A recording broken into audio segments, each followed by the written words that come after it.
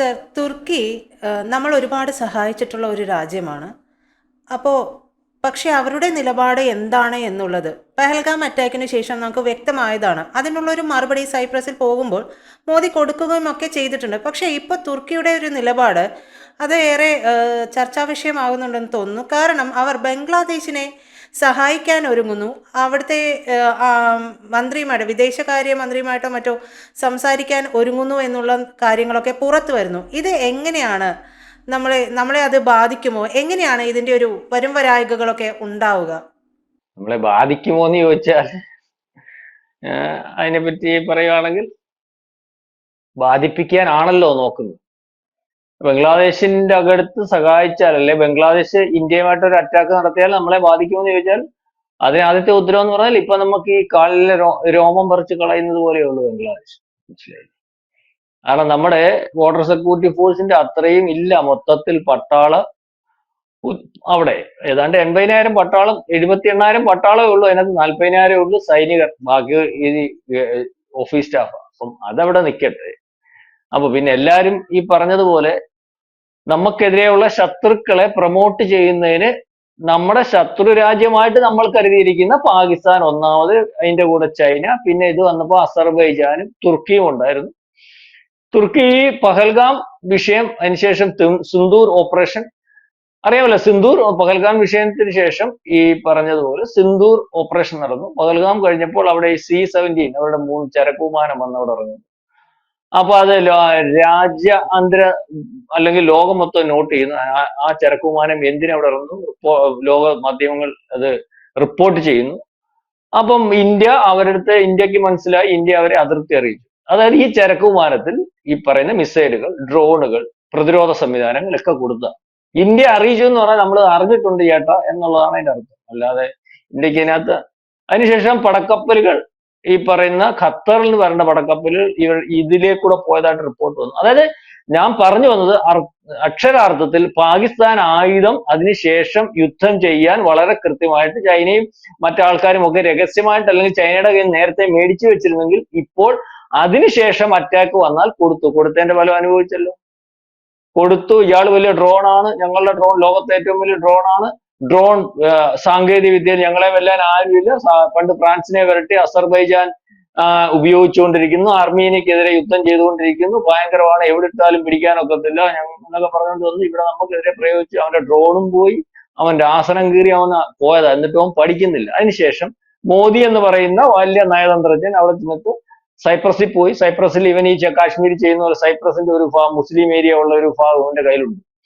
അവിടെ അവൻ നിരന്തരം അവന്റെ കയ്യിൽ വെച്ച് നിന്നിട്ട് അവിടെ പ്രശ്നം ഉണ്ടാക്കിയിട്ടുണ്ട്. അവിടെ പോയി മോദി ഇറങ്ങി നിന്നിട്ട് സൈപ്രസ് ഔദ്യോഗികമായിട്ടുള്ള ഗവൺമെന്റ് അടുത്ത് ചോദിച്ചു. അവരുമായിട്ട് ആഭ്യന്തര കരാറിൽ ഒപ്പുവെച്ചു. ബ്രഹ്മോസും മറ്റ് അവർക്ക് ആവശ്യമായ പ്രതിരോധ സംവിധാനവും D4 ആന്റി ഡ്രോൺ സംവിധാനവും ഒക്കെ കൊടുക്കാനും ആകാശ് കൊടുക്കാനും ഒക്കെ തീരുമാനിച്ചു. ഇവിടെ പോകുന്നു. അർമേനിയെ സഹായിക്കുന്നതിന് വേണ്ടി തീരുമാനിച്ചു. അപ്പം അത് ഇവനെ വളയാൻ നമ്മൾ തീരുമാനിച്ചു. അതിനുശേഷം വീണ്ടും ഇവൻ, നമ്മൾ അറിയാമല്ലോ അവിടുത്തെ വിദേശികളെ വിടുന്ന കാര്യത്തിനകത്തും അവന്റെ ചെറിയ വ്യവസായങ്ങളൊന്നും വേണ്ടാന്ന് തീരുമാനിച്ചു. നമ്മുടെ നാട്ടുകാർ തന്നെ ഇവന്റെ ആപ്പിളും മുന്തിരിങ്ങയും കുടവള്ളിയൊന്നും വേണ്ടാന്ന് തീരുമാനിച്ചു. ഇവൻ ആപ്പാടെ സാമ്പത്തികമായിട്ട് ഞെരുക്കത്തിലായി. അല്ലെങ്കിൽ നമ്മളൊന്ന് വിചാരിച്ചാൽ തീരുന്ന ഒരു രാജ്യമാണ്. ഇപ്പൊ ഇയാള് വീണ്ടും പാകിസ്ഥാന്റെ വിഷയത്തിനകത്ത് ഇടപെടുന്നു. ഇപ്പം ബംഗ്ലാദേശിൽ ഈ 8-ാം തീയതി, ഒരുപക്ഷെ ചൊവ്വാഴ്ച, ഈ ആഭ്യന്തരമന്ത്രിയും അവിടുന്ന് ഒരു കുറെ പേരുമായിട്ട് വന്ന് ബംഗ്ലാദേശ് ഗവൺമെന്റുമായിട്ട് നമ്മൾ പറയത്തില്ല എന്നാ കുറെ ചർച്ചകളൊക്കെ ധാക്കയിൽ തലസ്ഥാനത്ത് കോർഡിനേറ്റ് ചെയ്യുന്നതായിട്ട് ഇപ്പം ഇന്റർനാഷണൽ മാധ്യമങ്ങളൊക്കെ റിപ്പോർട്ട് ചെയ്യുന്നു. അതായത് ഈ രണ്ട് സ്ഥലത്ത് ഒരുപക്ഷെ ബംഗ്ലാദേശിന്റെ പ്രധാനപ്പെട്ട നമ്മുടെ രണ്ട് അതിർത്തിയിൽ ഈ പറയുന്ന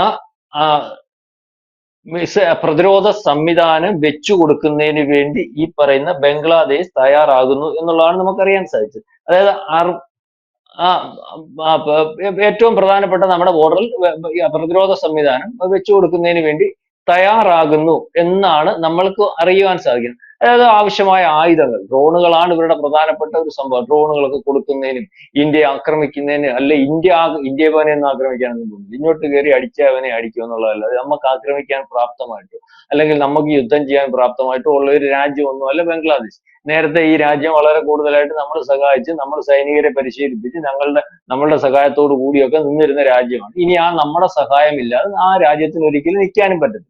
മാത്രവുമല്ല, ഏതാണ്ട് 4200 കിലോമീറ്റർ ബോർഡർ ഉള്ള, അതായത് നമ്മൾ ഈ പൊതിഞ്ഞു പിടിച്ചേക്കുന്ന രാജ്യം, ഇവന് അവിടുന്ന് രക്ഷപ്പെടണം, പ്രധാനമന്ത്രിക്ക് രക്ഷപ്പെടണമെങ്കിൽ നമ്മൾ വിചാരിക്കണം എയർ സ്പേസ് നമ്മളെ കൂടെ അവന് വെളിയിപ്പാൻ പറ്റുള്ളൂ രാജ്യം. അത്തരത്തിലേ ഉള്ളൂ ബംഗ്ലാദേശ്.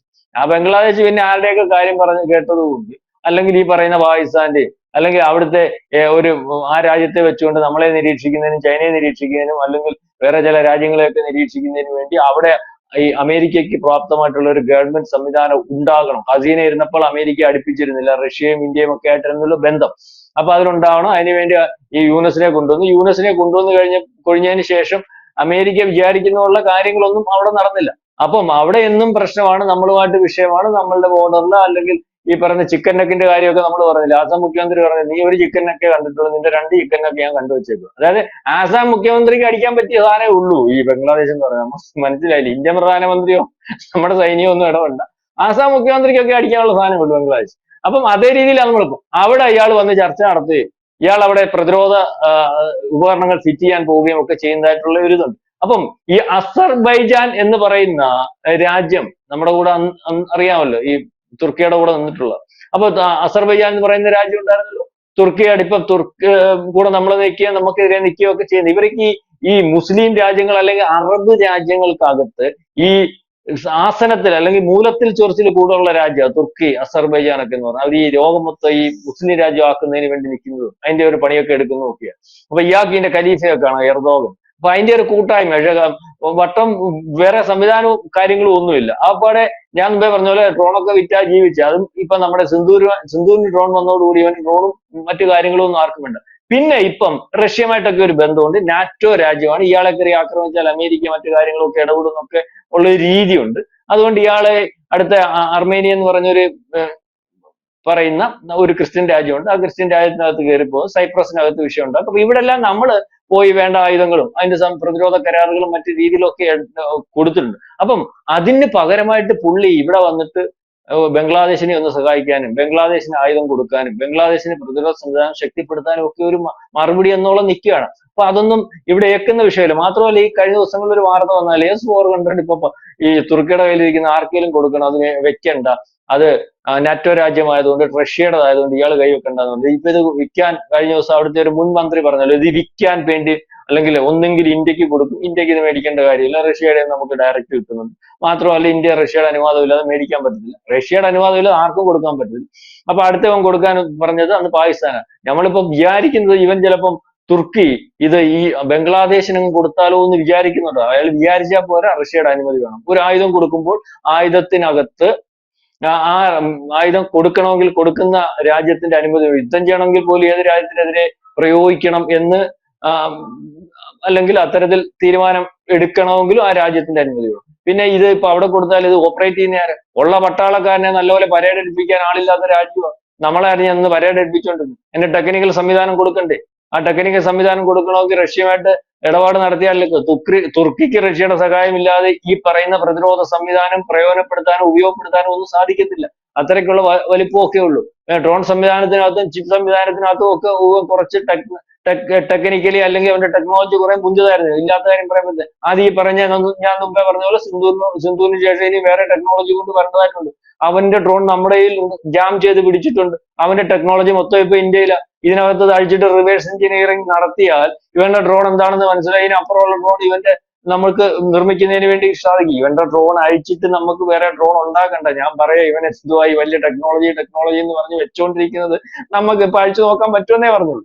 അപ്പൊ അതേ രീതിയിലേക്കുള്ള കാര്യങ്ങളാണ് ഇപ്പൊ നടന്നുകൊണ്ടിരിക്കുന്നത്. ഏതായാലും ഇവൻ ഈ പറയുന്നത് പോലെ ഇവിടെ ബംഗ്ലാദേശിൽ വരുന്നതിന് മുമ്പ് ഇവൻ ആലോചിക്കുന്ന സമയം, അല്ലെങ്കിൽ ഇവൻ നമുക്കെതിരെ പറഞ്ഞ സമയം, ഇവനെ മൊത്തത്തിൽ ലോക്ക് ചെയ്ത് ഇവന്റെ വട്ടമുള്ള രാജ്യങ്ങൾ, ഇവൻ യുദ്ധം ചെയ്തുകൊണ്ടിരുന്ന രാജ്യങ്ങൾ, ഇവന്റെ ശത്രു രാജ്യങ്ങൾ, ഗ്രീസ് ഉൾപ്പെടെ, ഗ്രീസിന്റെ കാര്യം നമ്മൾ പറഞ്ഞില്ല, ഗ്രീസിന് നമ്മൾ കരാർ ഏർപ്പെടുത്തി മിസൈലുകൾ കൊടുത്തു. തുർക്കിയായിട്ട് പ്രശ്നമുള്ള ഗ്രീസ്, മനസ്സിലായില്ലേ? അസർബൈജാനുമായിട്ടും അല്ലെങ്കിൽ ഗ്രീസിന് വിഷയമുണ്ട്. അപ്പം അവിടെ നമ്മൾ കൊടുത്തു. ഒരു ഒറ്റ മിസൈൽ, ഇപ്പൊ കൊടുത്ത ഒരു മിസൈൽ മതി, അണ്ടം കയറി പോവും, മൊത്തത്തിൽ തീർന്നു പോകും. അവന്റെ വ്യോമത്താവളവും പോവും, റഡാർ സംവിധാനവും പോവും, സൈനിക കേന്ദ്രവും പോവും, അല്ലെങ്കിൽ പ്രതിരോധ സംവിധാനം ഒക്കെ പോവും. അതേ രീതിയിലുള്ള മിസൈലാണ് കൊടുത്തിരിക്കുന്നത്. അപ്പൊ അതിനുശേഷം ബ്രഹ്മോസ് ചോദിച്ചിട്ടുണ്ട്, ആകാശ് മിസൈൽ ചോദിച്ചിട്ടുണ്ട്, എന്താ വേണേലും കൊടുക്കാൻ പൈസ തന്നാ മതി, ആ ഗ്രീസുമായിട്ട് 12,000 ബന്ധമുണ്ട്. അപ്പൊ നമ്മൾ വട്ടം ഇവനെ വളഞ്ഞിട്ടുണ്ട്. അപ്പൊ ഇവനിനി ഇവിടെ വന്ന് എന്തെങ്കിലും ചെയ്താലോ, ആദ്യത്തെ ചോദ്യത്തിനകത്തെന്ന് പറയാം ബംഗ്ലാദേശ് നമ്മളെ ചെയ്യുമോ, നമുക്ക് ഭയമുണ്ടോ? അപ്പൊ ബംഗ്ലാദേശും ഈ പാകിസ്ഥാനും ഒക്കെ ചെയ്യാൻ പോകുന്നതെന്ന് പറഞ്ഞാൽ ഡയറക്റ്റ് യുദ്ധമല്ല നമ്മൾ പ്രതീക്ഷിക്കുന്നത്. ഡയറക്റ്റ് യുദ്ധം ചെയ്യാൻ പ്രാപ്തമായിട്ടുള്ള രാജ്യമല്ല. ഒരുത്തനിപ്പോ യുദ്ധം ഇങ്ങോട്ട് ചെയ്യാൻ വന്നതല്ലല്ലോ. നമ്മള് നമ്മുടെ അകത്ത് പകൽഗാം ഈ പറഞ്ഞതുപോലെ ഇവിടെ വന്ന് ഭീകരവാദ പ്രവർത്തനം നടത്തിയതിന് തിരിച്ചടി കൊടുത്തു. അന്നേരം തിരിച്ചടി കൊടുത്തപ്പോൾ ഇയാൾ യുദ്ധം നമ്മളെ കയറി അടിക്കാൻ വന്നപ്പോൾ നമ്മൾ തിരിച്ചടിച്ച. അപ്പൊ ഇതുപോലെയുള്ള അഫ്ഗാനിസ്ഥാൻ അടിക്കാൻ വരുമെന്ന് എനിക്ക് തോന്നുന്നു. അടിക്കാൻ വന്നാൽ പിന്നെ അഫ്ഗാനിസ്ഥാൻ കാണത്തില്ല. ആസാം മുഖ്യമന്ത്രി പറഞ്ഞതുപോലെ ഇവന്റെ മൊത്തം പ്രദേശം നമുക്ക് പിടിച്ചെടുക്കാൻ പറ്റും. നമുക്ക് ഇപ്പോൾ ചില ക്ലെയിം വെക്കുന്ന ചില പ്രദേശങ്ങളുണ്ട്. ഈ ബംഗ്ലാദേശ് അല്ലെങ്കിൽ പശ്ചിമ ബംഗാൾ പ്രദേശത്ത് നമുക്കൊരു ചെറിയ ഇതോട് ചേർന്ന് നമ്മുടെ വടക്ക് കിഴക്കൻ സംസ്ഥാനത്തിലേക്ക് കയറാൻ ഇയാൾ ഒരു 22 കിലോമീറ്റർ വീതിയുള്ള സ്ഥലമാണ്. അവിടെ വീതി കുറവിന്റെ ഒരു പ്രശ്നമുണ്ട്. അപ്പൊ അതായത് ചിക്കനൊക്കെ അവിടെ ഞങ്ങൾ പിടിച്ചാൽ പിന്നെ ഇയാൾക്ക് ബാക്കിയുള്ള സംസ്ഥാനങ്ങളിലേക്ക് നമുക്ക് പോകാൻ പറ്റത്തില്ല എന്നൊക്കെ പറഞ്ഞപ്പോൾ ആസാം മുഖ്യമന്ത്രി കാണിച്ചു കൊടുത്തിട്ട് അതിന്റെ മേളിലും നാളിലും കിടപ്പുണ്ട് നമ്മുടെ മൂന്ന് കേന്ദ്രം വളഞ്ഞിരിക്കുന്നതും അല്ലെങ്കിൽ നമുക്ക് വളഞ്ഞു പിടിക്കാൻ പറ്റുന്നതൊക്കെ. അത് പറഞ്ഞ് നീ ഒരു ചിക്കനൊക്കെ കണ്ടിട്ടുള്ളൂ, മാപ്പെടുത്ത് വെച്ച് നോക്കുക, 2 ചിക്കനൊക്കെ ഞങ്ങളുടെ കയ്യിലുണ്ട്, പിടിക്കാൻ പറ്റുമെന്ന് പറഞ്ഞു. അപ്പൊ അങ്ങനെയൊന്നും ചെയ്യാനൊന്നുമില്ല. എന്നാലും നമ്മൾ പറഞ്ഞതാണ്, ഈ നമ്മൾ പറയുന്ന രാജ്യത്തിന്റെ പുരോഗതിയിൽ അസൂയാലുക്കളായി നമുക്കെതിരെ നീങ്ങുന്ന ശത്രുക്കളുടെ അല്ലെങ്കിൽ അവരെ പ്രൊമോട്ട് ചെയ്യുന്നതിന് വേണ്ടി ഇപ്പം ഏറ്റവും ആദ്യം പ്രത്യക്ഷത്തിൽ നിൽക്കുന്ന രാജ്യമായിട്ട് തുർക്കി വരുന്നു. അപ്പൊ തുർക്കി നമ്മൾ വളഞ്ഞിട്ടുണ്ട്. നമ്മൾ കായികമായിട്ട് അടിച്ചിട്ടില്ല, നമ്മുടെ സോഫ്റ്റ്വെയർ വെച്ച് തന്നെ ഇപ്പൊ അടിച്ചിട്ടുണ്ട്. കായികമായിട്ട് വേണേലും അടിക്കാം, അല്ലെങ്കിൽ അടിക്കാൻ ആളിനെ ഏൽപ്പിച്ചിട്ടുണ്ട്. മുമ്പേ ഒരു ടോക്കിനകത്ത് പറഞ്ഞ പോലെ അത്തരത്തിലേക്കുള്ള കാര്യങ്ങളാണ് ഇപ്പം നമ്മൾക്ക് മനസ്സിലാവുന്നത്. എന്തായാലും സാർ പറഞ്ഞതിൽ നിന്ന് തുർക്കി എന്താണ് പ്രതീക്ഷിക്കുന്നത്, തുർക്കി എന്താണ് നമുക്കെതിരെ ബംഗ്ലാദേശിൽ നിന്നുകൊണ്ട് ചെയ്യാൻ ശ്രമിച്ചുകൊണ്ടിരിക്കുന്നത് എന്നുള്ളത് സാർ പറഞ്ഞതിൽ നിന്ന് വ്യക്തമാണ്. നന്ദി സർ. കൂടുതൽ വാർത്തകളും വിശേഷങ്ങളും നിങ്ങളിലേക്ക് എത്താൻ ABC മലയാളം സബ്സ്ക്രൈബ് ചെയ്യുക, ബെൽബട്ടനും അമർത്തുക.